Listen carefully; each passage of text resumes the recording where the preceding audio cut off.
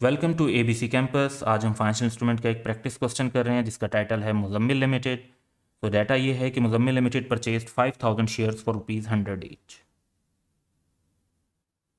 Transaction cost 2% है, जो bye करते हुए भी लगती हैं और सेल करते हुए भी लगती हैं। Fair values at different dates 1 जनवरी 2009 को दी हुई है। लेट्स अज्यूम के इस दिन उन्होंने परचेज किया है। और 31 मार्च 2009, फिर 30 जून 2009। यहाँ पे क्वार्टरली डाटा दिया हुआ है एनुअल डाटा के बजाय। तो लेट्स अज्यूम कि ये क्वार्टरली फाइनेंशियल स्टेटमेंट्स बना रहे हैं और उसके लिए इन्हें ये डाटा चाहिए। तो 31 मार्च, 30 जून, 30 सितंबर की फेयर वैल्यूज़ दी हुई हैं और इनको हम इनकॉर्पोरेट करते जाएंगे। फिर 30 नवंबर 2009 है, तो ये क्वार्टर एंड नहीं है, क्वार्टर एंड से पहले ही डिस्पोजल हो रहा है, तो सिंपली हम इधर डिस्पोजल रिकॉर्ड कर देंगे। डिविडेंड अमाउंटिंग टू ₹4 पर शेयर वाज अनाउंस्ड ऑन 30 जून 2009। तो ये डिविडेंड भी रिकॉर्ड होगा प्रॉफिट और लॉस में। Prepare necessary entries assuming Muzammil limited classifies the shares under fair value through profit और लॉस और fair value through OCI. Amortise cost की क्लासिफिकेशन तो इक्विटी इन्वेस्टमेंट में होती नहीं, तो शेयर्स हैं और इन्वेस्टमेंट की है तो it is a financial asset और हमने इक्विटी इंस्ट्रूमेंट के अंदर इसको अकाउंट फॉर किया हुआ है। तो हम वन बाय वन अपने पार्ट्स की तरफ चलते हैं और अकॉर्डिंगली उसकी अकाउंटिंग करते हैं। सबसे पहले हम फेयर वैल्यू थ्रू प्रॉफिट और लॉस को कवर करेंगे। इसके लिए हम एंट्रीज का फॉर्मेट बना लेते हैं। सबसे पहले 1 जनवरी को ₹100 के हिसाब से हमने शेयर्स खरीदे हैं। शेयर्स 5000 है और ट्रांजैक्शन कॉस्ट 2% है। थ्रू प्रॉफिट और लॉस में ट्रांजैक्शन कॉस्ट कैपिटलाइज नहीं होगी बल्कि प्रॉफिट और लॉस के अंदर एक्सपेंस बनाई जाएगी। तो 1 जनवरी को 5000 शेयर्स को इंटू ₹100 अगर हम करते हैं तो ये हमारे पास 500,000 आएगा और उसका 2% ट्रांजैक्शन कॉस्ट लेते हैं तो वो 10,000 आएगा जिसे हम एक्सपेंस बनाएंगे। तो फाइनेंशियल एसेट 500,000 का रिकॉर्ड होगा, ट्रांजैक्शन कॉस्ट 10,000 की एक्सपेंस बन जाएंगी और टोटल कैश जो हमने पे किया वो 510,000 था। इसके बाद 31 मार्च पर आते हैं और वैल्यू 108 हो गई है।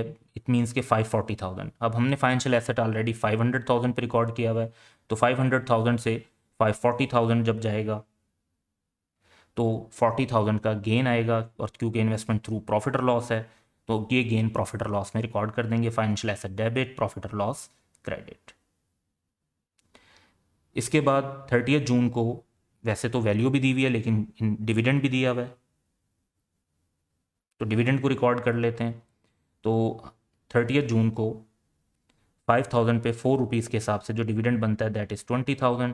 तो 20,000 का ये डिविडेंड जो है अनाउंस हुआ है। इट मीन्स कि अभी हमें बैंक में अकाउंट नहीं करना चाहिए, इसे रिसीवेबल रिकॉर्ड कर लेना चाहिए। तो dividend receivable debit and dividend income profit और लॉस में क्रेडिट। अब ये नहीं बताया हुआ क्वेश्चन में कि एक्चुअली डिविडेंड रिसीव कब हुआ है, तो जिस दिन भी डिविडेंड रिसीव होगा उसकी एंट्री होगी cash debit dividend receivable credit. तो लेकिन अभी क्योंकि वो नहीं बताया हुआ तो वो वाली एंट्री हम नहीं कर रहे। फिर 30 जून में ये बताया हुआ है कि रेट 111 हो गया है, तो 5000 शेयर्स का 111 ऑन 30 जून ये बनता है 555,000 और इट मीन्स कि वैल्यू 15,000 से बढ़ गई है तो फाइनेंशियल एसेट 15,000 और ये गेन प्रॉफिट और लॉस में 15,000 से ही हम रिकॉर्ड कर देंगे।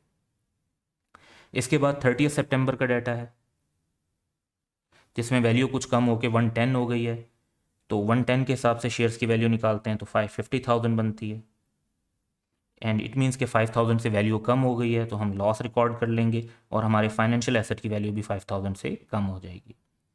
30 नवंबर नेक्स्ट पार्ट में हम अब फेयर वैल्यू थ्रू ओसीआई को कवर करेंगे। तो आंसर में जर्नल एंट्रीज का फॉर्मेट बना लेते हैं सिमिलर टाइप का और इनिशियल इन्वेस्टमेंट अब हमने रिकॉर्ड करनी है। इनिशियल इन्वेस्टमेंट अब जब रिकॉर्ड होगी तो उसमें 2% ट्रांजेक्शन कॉस्ट को भी कैपिटलाइज करेंगे।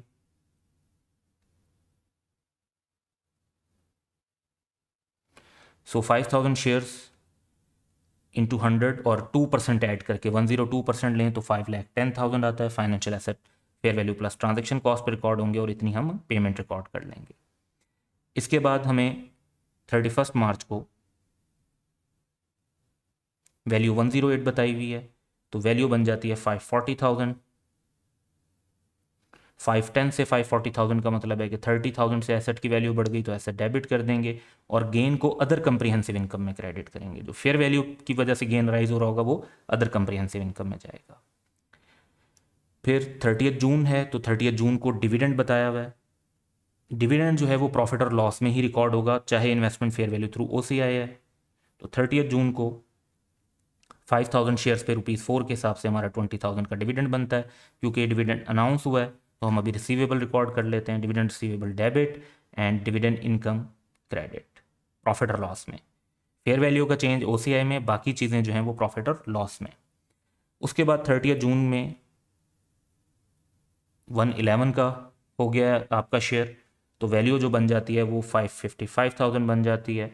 तो यहाँ पर अगर हम कंपैरिजन करते हैं तो 15,000 से हमारे पास गेन आ जाता है, एसेट की वैल्यू 15,000 से बढ़ जाएगी और गेन अदर कम्प्रिहेंसिव इनकम में 15,000 से रिकॉर्ड हो जाएगा। 30 सितंबर वैल्यू 110 हो गई, स्लाइटली कम हो गई, तो 5,000 इंटू 110 550,000, 5,000 का लॉस आएगा। ये लॉस भी अदर कम्प्रिहेंसिव इनकम में रिकॉर्ड होगा और फाइनेंशियल एसेट की वैल्यू इतने से क्रेडिट करके कम कर देंगे। फिर 30 नवंबर